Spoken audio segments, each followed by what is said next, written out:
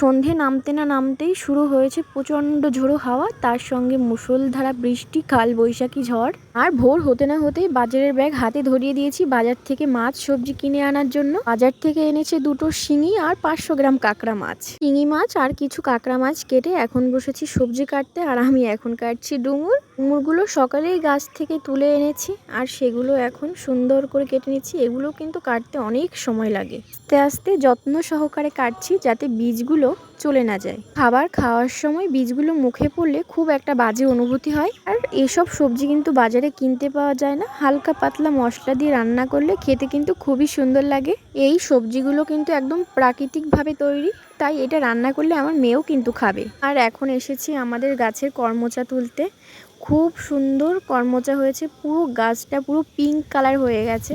পুরো গাছটাতে এত পরিমাণে করমচা হয়েছে, গাছটা পুরো দুলে পড়ে গেছে। যেহেতু কালকে প্রচণ্ড ঝড় হয়েছে, ঝড়ে গাছটা পুরো এক সাইডে পাকা হয়ে গেছে। করমচা কিন্তু 2 রকমের গাছ আছে, একটা করমচা হয় একটু সবুজ সবুজ, একটা হয় পিঙ্ক কালার। তো আমার পিঙ্ক কালারটা খুব ভালো লেগেছে, সে কারণেই বাড়িতে পিঙ্ক কালারের গাছটা লাগিয়েছি। আর এই দেখো, এই করমচা দুটো একদমই সাদা, দেখতে খুবই ভালো লাগছে।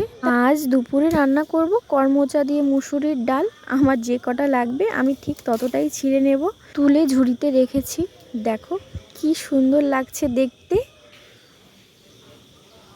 কাজ করতে করতে অনেক দেরি হয়ে গেছে, তাই দুপাশে 2টো রান্না চাপিয়ে দিয়েছি। এপাশে ডাল রান্না চাপিয়েছি করমচা দিয়ে, কালারটা খুব সুন্দর লাগছে। আর অন্য পাশে চাপিয়েছি ডুমুর আলুর হালকা পাতলা তরকারি দিয়ে গোটা জিরে শুকনো লঙ্কা ফোড়নে, হালকা আদা বাটা জিরে বাটা আর 4-5টা লঙ্কা। খুব সুন্দর লাগে খেতে, পাতলা টেলটেলে ঝোল রাখবো। রান্নাবান্না কমপ্লিট করে মেয়েকে স্নান করিয়ে খাইয়ে ঘুম পাড়িয়ে এখন এসেছি আমি নিজে খেতে।